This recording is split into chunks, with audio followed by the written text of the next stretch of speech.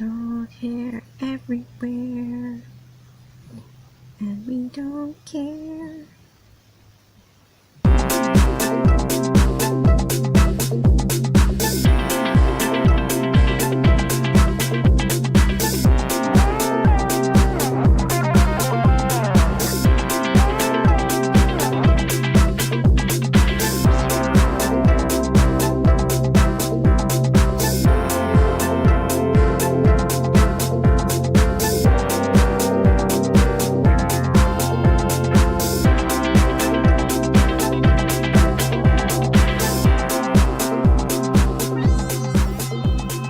Hey everybody, welcome to this episode of Dollbellieknits. My name is Annabelle and this is my blog on knitting and crocheting and other fiber related crafts and how they fit into my everyday life. And that usually takes the form of reusing, recycling, grabbing whatever I have on hand to make beautiful objects. This episode I'll be talking about some works in progress that I have going on. I'll be talking about a finished object that you've probably already seen, and I will be talking about a couple magical memories that I've created since the last time that we chatted. Starting straight away with works in progress, I have been working on this Betsy jumper by Jane Ellison from Pearl and Jane. And I actually took it with me on the road, and I recorded a little bit while I was in the car, so I'm going to insert that particular video right here.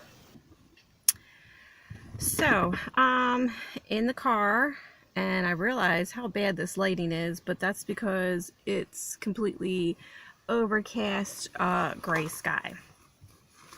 I just got finished at the vet with Frankie, who's in the car with me as well. She had to have a rabies vaccination, so she has a history of having reactions after having vaccination. So every time we go to the vet, we hang out in the parking lot for like 20-30 minutes just to make sure that nothing happens to her, because the last time she had a reaction, it was really immediate and kind of strong. So yeah, that's what we do. So I come prepared always, and if you follow me on Instagram, you'll have seen that over the weekend I started a new project called the Betsy jumper. It is a pattern by Jane Ellison from Pearl and Jane, and it's this really cute fitted jumper that's short sleeve. I'm really excited about that part of the pattern. I mean, it's a beautiful, simple, elegant pattern, but sometimes long sleeves on a jumper just are too much for me, since I'm usually doing stuff in the kitchen, put my hands in dishwater, chopping up stuff, you know, I need to have to roll up the sleeves. And then if it's a jumper, sometimes the bulk of the sleeve is too much, it falls down, it ends up in the dishwater, I got a soggy sleeve, nobody likes that. So I was particularly happy and delighted to see a short sleeve jumper pattern. So I snatched that and grabbed that straight away. I have done pretty good progress. It's a two-toned jumper. I think I have the pattern here. So through the steering wheel, it's a two-tone jumper. So you can see in her example, the lighting's really bad, sorry. In her example, she's got a lighter gray and then a darker gray in the bottom, and I don't think you can see it, but there's like the colors change over a couple times to make a couple stripe sections, real thin stripe sections to denote the change in color. But I have it the other way around. My bottom section is going to be this color blue, which is a Scapies yarn.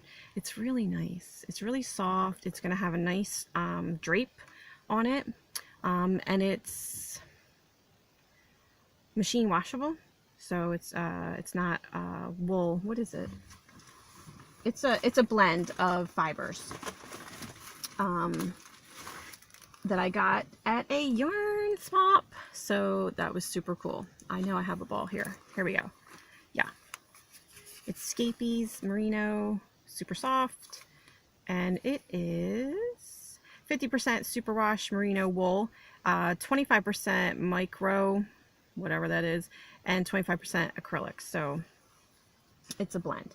My top color is going to be this darker like navy, and this is the Vanna style.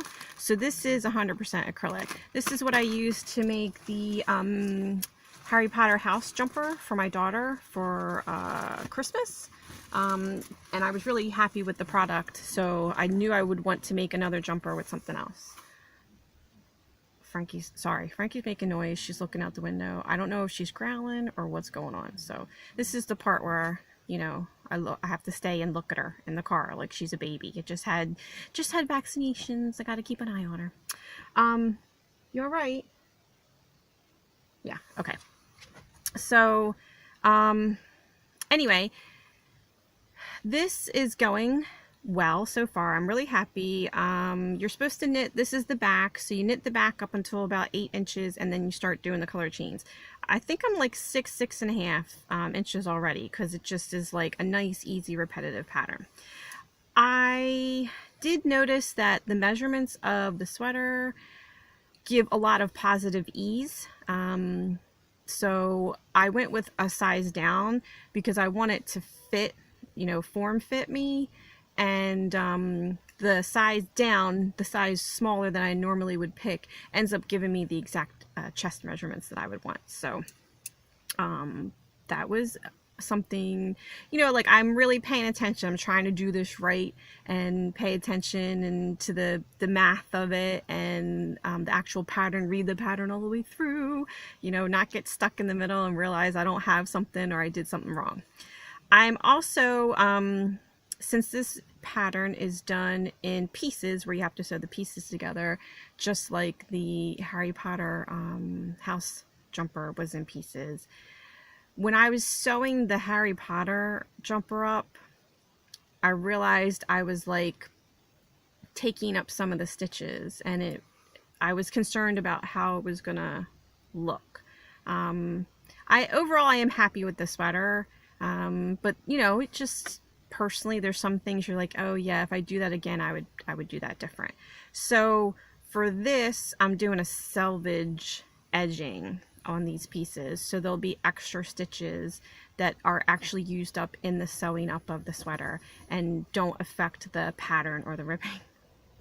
Oh, here we go. Birds in the trees. It's getting ready to kick off. Yeah. You see birdies in the tree? Yeah? Okay. Good news so far, she seems fine. For all of you wondering. So she seems fine so far. Okay, yeah, so I'm doing a selvage stitch. Of course, I YouTubed it, looked at a couple of videos. There's a couple of different ways to do it, so I'll make sure that I put the link to the video that I'm following in the description box below so that you can take a look at that for yourself. So I just wanted to check in while I had a moment here and let you guys know what I was doing on my fun days at home, hanging out in the vet's office parking lot, doing my knitting in the vehicle. So here it is here. I've actually knitted some more on it since taking it in the car because it's really potato chip knitting. I'm really enjoying the pattern. It's kind of meditative. I just want to keep working on it. But it's also a departure for me from the norm. I usually follow a pattern to the T, but this time I'm really thinking about it. I want this jumper to look fantastic when it's done. So I am doing a couple things that I've never done before or even really thought about because I usually just follow the pattern and do what it says. I am putting a selvage stitch on the edge so that when I sew up the pieces, none of the stitches of the pattern will be taken up by the sewing.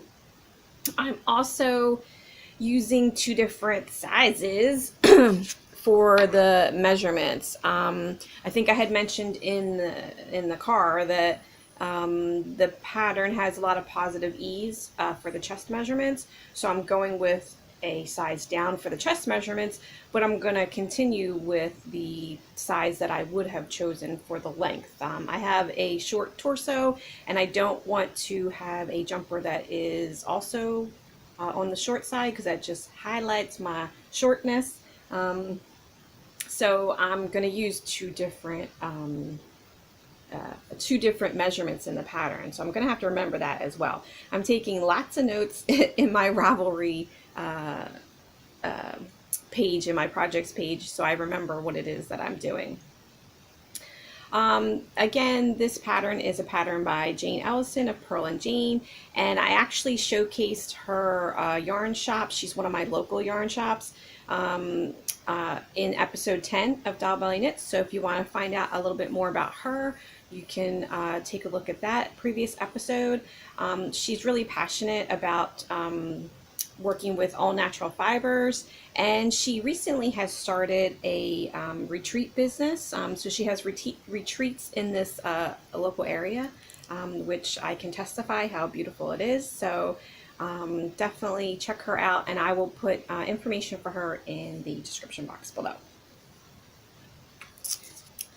The other thing that I've discovered with working on this Betsy jumper, I have mentioned before, I will mention again, I will probably mention it forever, that I got this yarn at a yarn swap, and I also got the needles that I'm using at a yarn swap. So that's, to me, like icing on the cake. It just really speaks to my practical side. But these are, I'm pretty sure these are a Knit Picks brand of needle. I want to say they're Zings, but I'm not 100% certain, because it came in just a clear plastic bag. But it is the kind where you screw the needle on, so it's an interchangeable set. I found out that the one tool that I have in the kitchen that is a unitasker, because I know I've talked about this before as well. I hate unitaskers. I want objects that I can use for different things, because if you know, like, it's usually kitchen gadgets too. You pick up a kitchen gadget and it only does one thing, and then you have a drawer full of gadgets that only do one thing. I did make an exception. I have a cake tester. I think it's a chef, Pampered Chef. It is a Pampered Chef product. So it's a cake tester, and it basically is a piece of wire that you can shove into your cakes and buns and stuff and make sure that they're cooked. It takes the place of, you know, like a toothpick or something like that.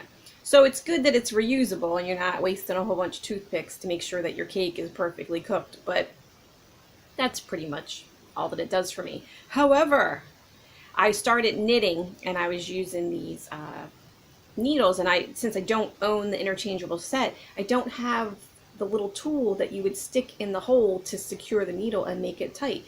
But guess what? That's right, the cake tester fit perfectly right into this little hole. So I can officially say, like, the one and only unitasker that I have in my kitchen is now a multitasker as well. So, I know you people are like, you're nuts. Who cares, lady? I care. It's really important to me. So yeah, Betsy jumper by Jane Ellison, Pearl and Jane. Really enjoying this. The only other, I mean, like, I have several works in progress, but the only other works in progress that I have actually been putting some work in on is my hubby's birthday present. And like I said, I don't want to go through that whole being a French mime and putting things on the screen and whatnot. So if you would like to see progress pictures of what I'm working on, pop on over to either my Facebook page or my Instagram page. I'm putting up pictures there as I'm making progress on that. Hubby doesn't use those things or look at those things, so it's perfectly fine. At least I hope not. Also, I have my, what I call like my travel knitting. I always have a pair of socks on the go, like a pair of vanilla socks. So, been working on these flip-flop socks. Um, and I will talk more about those when I get to the magical memories portion of the show. Great. Finished objects. I finished my mom's socks. They are boxed and gone, so I can only put in pictures for you, but I was really happy with these socks and how they finished up. They are the pattern, which is the Leonore sock by Kawa Coffee. It uses a lot of twisted knit stitches. And I had previously tried to make her a pair of socks using twisted knit stitches. And yeah, that didn't go so well. That's episode 3 of Dollbellieknits, the Socks of Doom. So that tells you right there how that went. But this worked out really well for me and my style of knitting, and it was a pattern that was easy enough that I could anticipate what was coming, but it still had enough texture to make it really interesting looking. There were a few new stitches though. I mean, like in addition to the twisted knit stitch and having to remember, you know, through the back loop or whatnot, there was knit, I'm looking at my notes, knit together, knit two together twisted. And in the pattern, the description that they gave to do that stitch, I didn't understand it.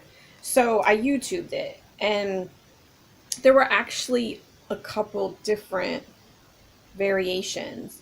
So I had to watch a couple of videos and then try and figure out which one the author of the pattern, Kawa Coffee, meant. So I did work it out. I will put that link in the description box below. But yeah, that's always fun and interesting to learn new stitches and really stretch your brain, whether it's, you know, you want it to be left leaning, right leaning, twisted two together, etc., etc.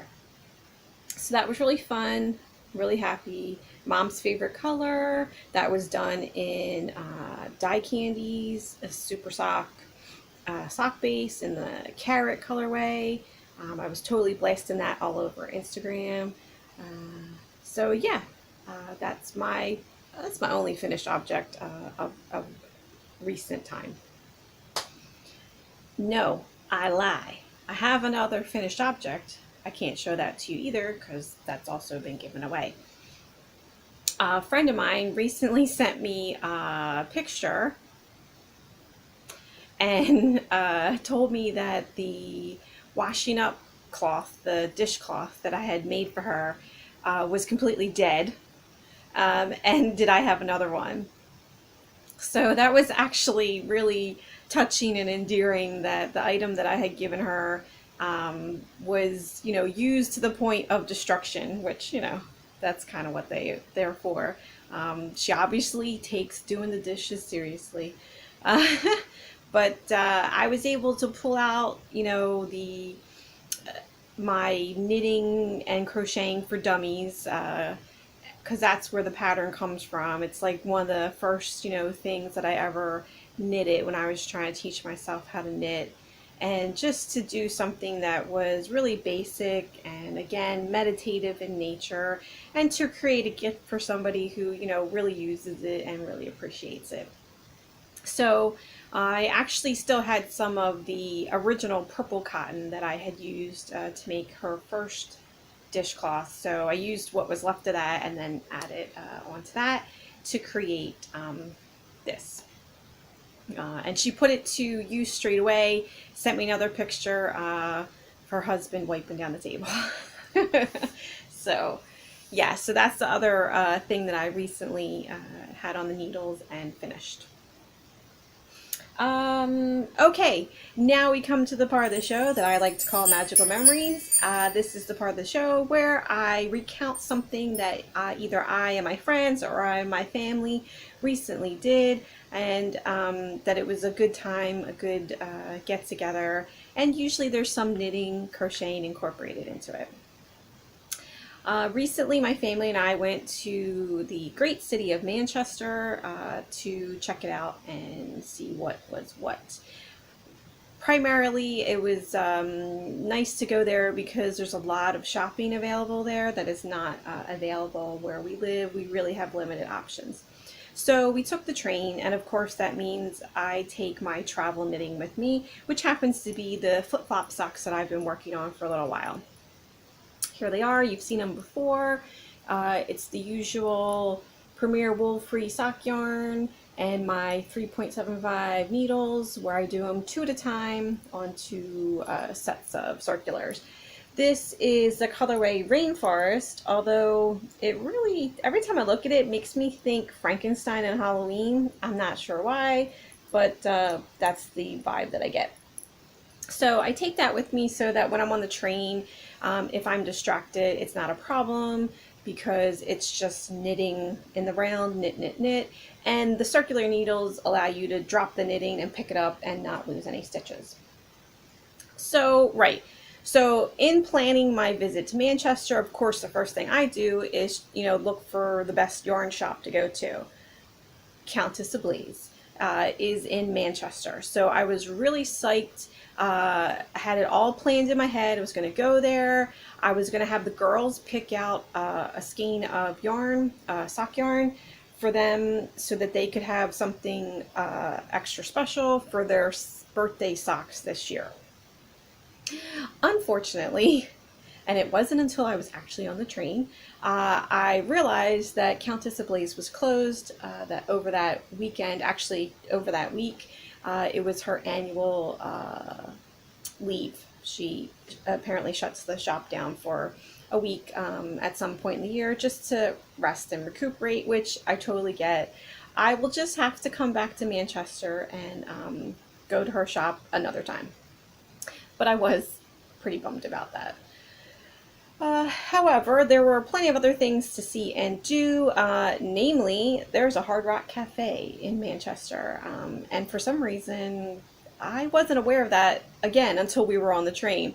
So I was like, "Yeah, that's where we're going for lunch." And we did. We had burgers, of course. That's usually what I go for when I go there, and that was nice. Little touch of home, so to speak. With the Hard Rock Cafe.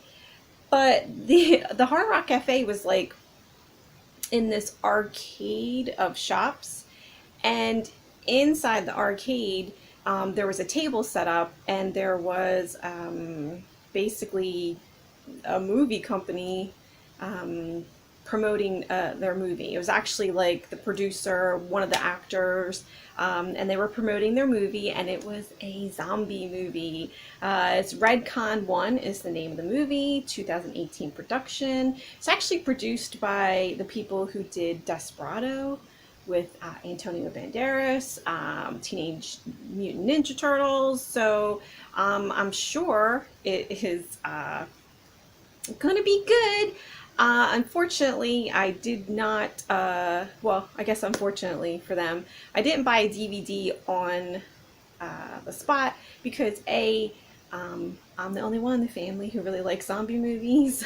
B, it probably would be too intense for the kids, even if they were interested.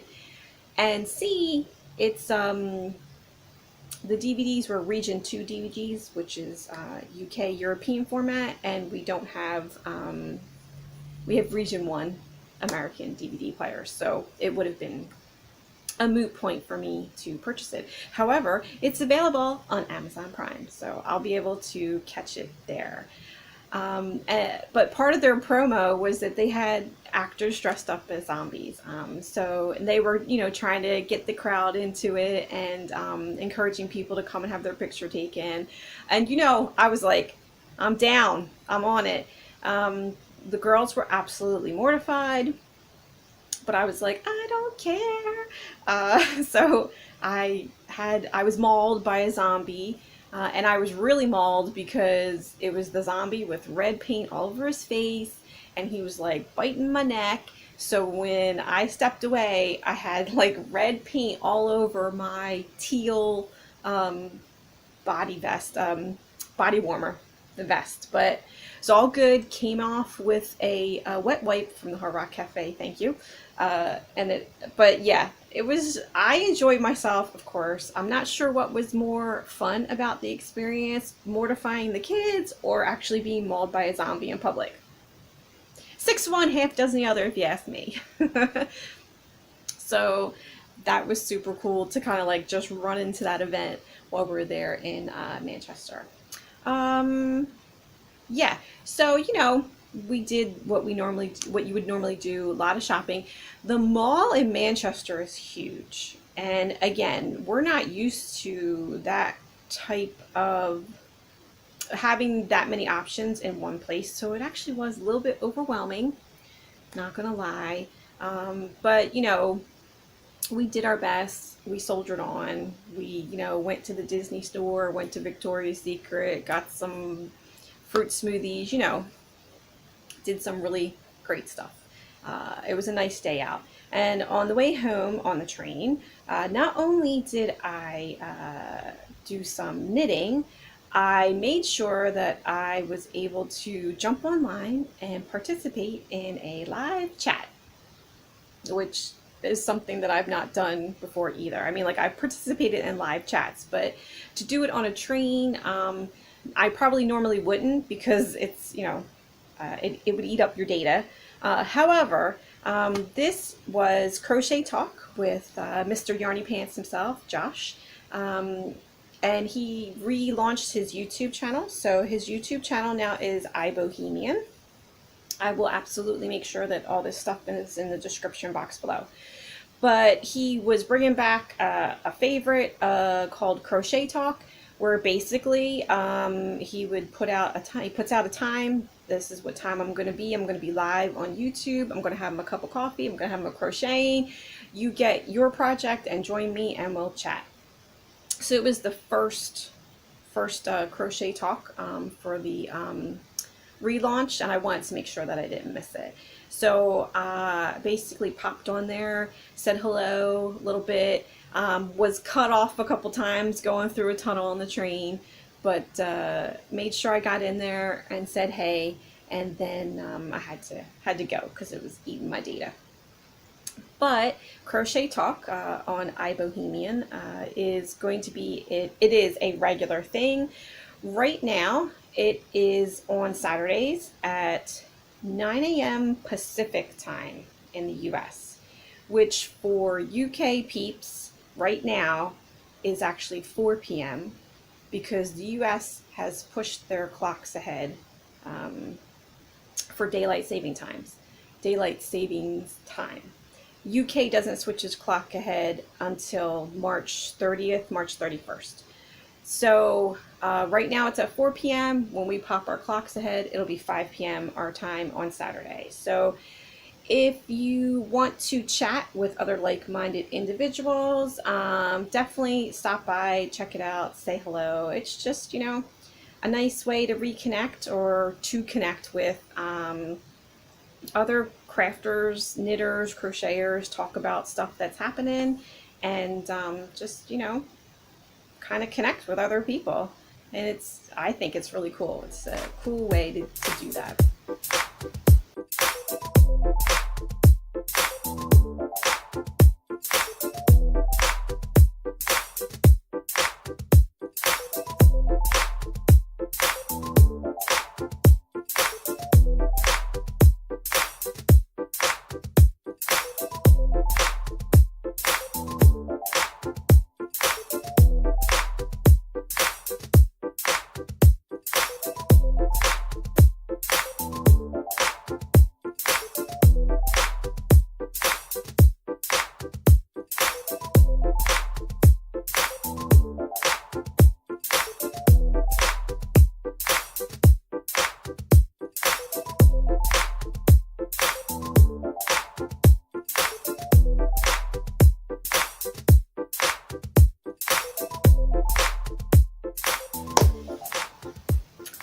Okay, other magical memory was we went to the movie theater to see Captain Marvel. Again, I love taking sock knitting, which I keep in one of these bags. This is a bag from a t-shirt sheet set. That is so hard to say. Um, but when you go to a movie theater, if you're doing something that is, like this, where it's knit, knit, knit, and you don't really have to look at it, you can get quite a bit of knitting done while you're watching the movie. So we went to see Captain Marvel. I wasn't sure how that was gonna play out because when hubby asked me, "Do you want to go see Captain Marvel? Like it's premiering," and I was thinking, "Yeah, that sounds good," but in my head I was thinking Captain America. I'm not sure why. So then when I realized it was Captain Marvel, I was like, I'm not sure how. I wasn't sure if I was gonna like it because I really didn't understand where Captain Marvel fit into the, Marvel universe. But it was actually a really good movie. Yeah, it was a good movie. Good plot, good cinematography, great costumes, good actors. Yeah, overall, good, good, good. I definitely recommend going to see that and taking your knitting with you in the theater, especially when you go to the Everyman or another like theater where you get to sit in the big comfy couches and get your beer and your snacks and have your food brought to you. It really is a great little experience. I will say though, this was interesting. So I was sitting on a two-seater couch with my daughter, so we were sharing a couch, and then the rest of the family was on the right hand side. So the left, to my left was free until this couple came in with their daughter. Their daughter had to be like 7 or 8 years old. Now, the movie Captain Marvel is rated 12A in the UK. So that's 12 and over, unless you're with a responsible adult. I think that's the equivalent of like PG-13 in America. Like, it's really recommended that a 13-year-old or above see it, or, like your parents say that it's okay for you to see it. So they had this like 7 or 8 year old girl with her. There were a couple other kids that were in that age bracket. They came in like everybody else, and there's like 30 minutes of promo before the actual movie happens. So ads for other movies and things like that. I will say during the ads, and I don't know, this may have been what tipped things off for them. There were a couple curse words dropped. And I was always under the impression that the adverts before the movies would all be like rated G. Um, but I don't know. So at some point in time, I realized that one of the attendants who works at the theater is talking to these people because people, the attendants are coming in and out and bringing food and stuff. So but he like actually stopped what he was doing and like knelt down and was talking to them, and I couldn't hear everything they were saying, but I heard the attendant say, what would you like me to do, how can I help you? And then all of a sudden they're gone. Like they took their cafe latte and their snacks and like they left. So I'm thinking that maybe they reconsidered their decision to bring their kid to this movie, which, you know, good for them in a sense, like that, because it's quite a bit of money to go to the Everyman. It's certainly more expensive than it would be to go to a regular movie theater where you got to get your own popcorn and soda, and like popcorn and soda is the only thing available to you. So they put out money for 3 tickets and then the other snacks that they bought, and then I guess they just decided this was not kosher for them. They were not jiggy with it in terms of the possible potential language that was going to be in the movie. So they up and left, and that's a hard thing to do, to stick to your guns as a parent when you decide, like, this is how we're going to parent, this is what's acceptable, what's not acceptable for us at this time. Things change, of course, all the time, but And to stick to that sometimes, especially when you're in an atmosphere like that, where like obviously everybody else is doing it, or a lot of other people have young kids there as well. So like you do start to question yourself as a parent. So if you happen to be watching, people, the ones who, the couple who had their young daughter with them and saw this Captain Marvel on opening weekend on Sunday, good for you for sticking to your guns. Yeah, I was surprised. But it is what it is. Everybody's got to make their own parenting decisions. So I have one more magical memory to share. Not really sure how magical it was, but it definitely involved knitwear. It was a St. Patrick's Day 5K run that hubby and I did together. He had asked me if I wanted to participate, and we try to do these every once in a while, like Thanksgiving, and you know, St. Patrick's Day, and I can't really think of any other one that comes around. Anyway, he was like, do you want to do this? And I was like, is there going to be beer when we're done? Like, am I going to get a beer when I'm done? That was like my qualifier. And he was like, yeah, of course. So I was like, okay, fine. And he's like, you know, you're going to get a t-shirt. Okay, great. Sign me up. Signs me up, sends me the little picture of the poster. There's no beer at the end. It's just a t-shirt. So now I'm mad. Like I felt like he lied to me. And he was like, oh no, I will take you to get your beer after we're done. I was like, mm-hmm. So, fine, I'll do it. Of course, the day it rolls around, it's like 45 degrees outside. It's blowing wind at 25 miles per hour, and it's raining. Mm-hmm. But I said I was going to do it, and you know, I do like my beer. So my plan was to put on every knitted object that I owned that made sense. So I had an ear warmer, I had mitts, I had this neck thing. Yeah.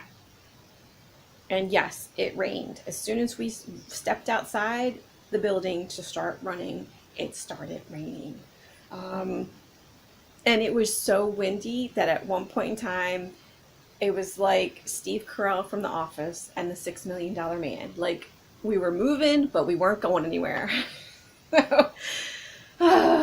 Luckily, the sun did come out while we were going. It didn't stop being windy, but the sun came out and it stopped raining. We were able to get through the 5K, and I did get my beer at the end, but yeah. That was one time that I was really glad that I knit and that I had all these woolly objects that I could put on to protect myself.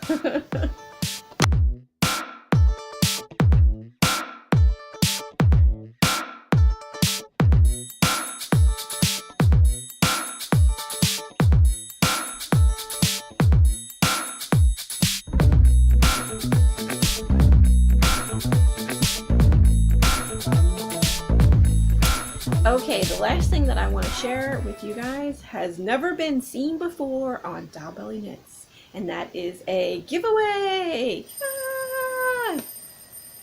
Dollbellieknits is now officially over a year old, and this is episode 30, so I thought this would be a great time to give back to all of you who keep coming back and listening to me rant and be the crazy mom that I am.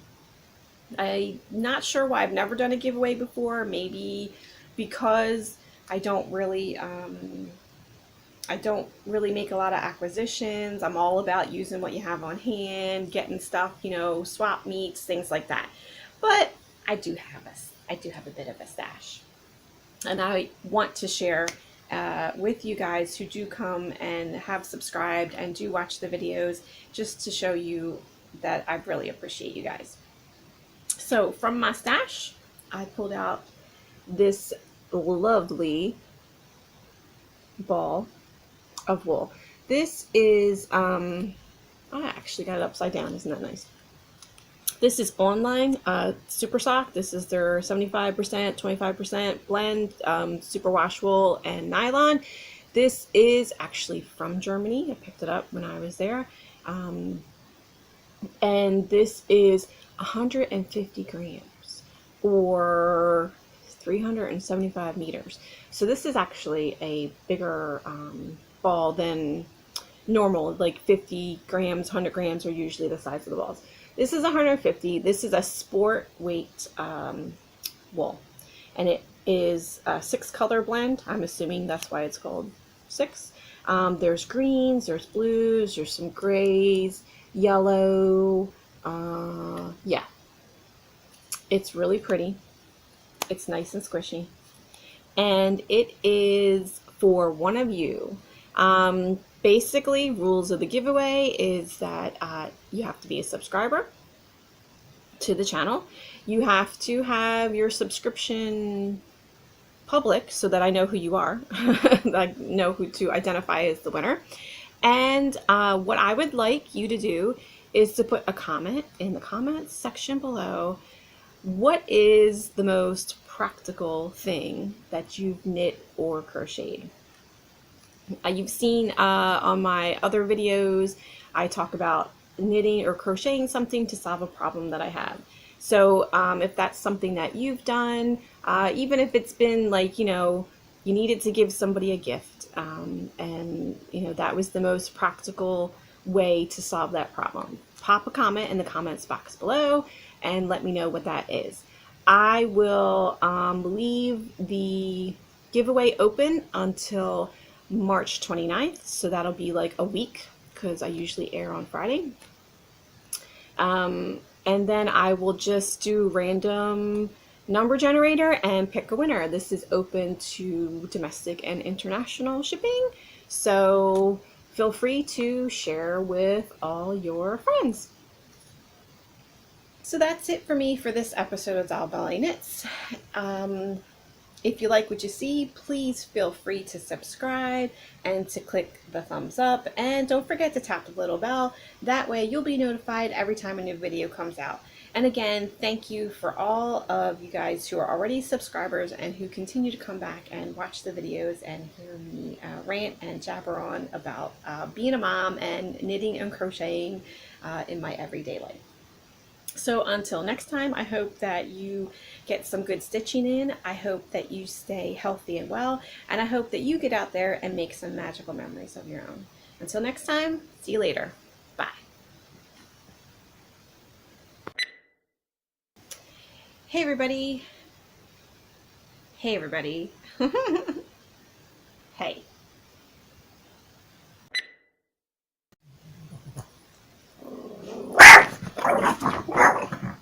Seriously, as soon as I press the record button, we have the bird in the backyard walking. So until next time, I hope that you get some good stitching in. I hope that you stay wealthy in health. Wealthy in health. Wealthy in health. No. What's this? What's this? Over here. What's this? What is that? What is that? Oh! You locked us in. Okay.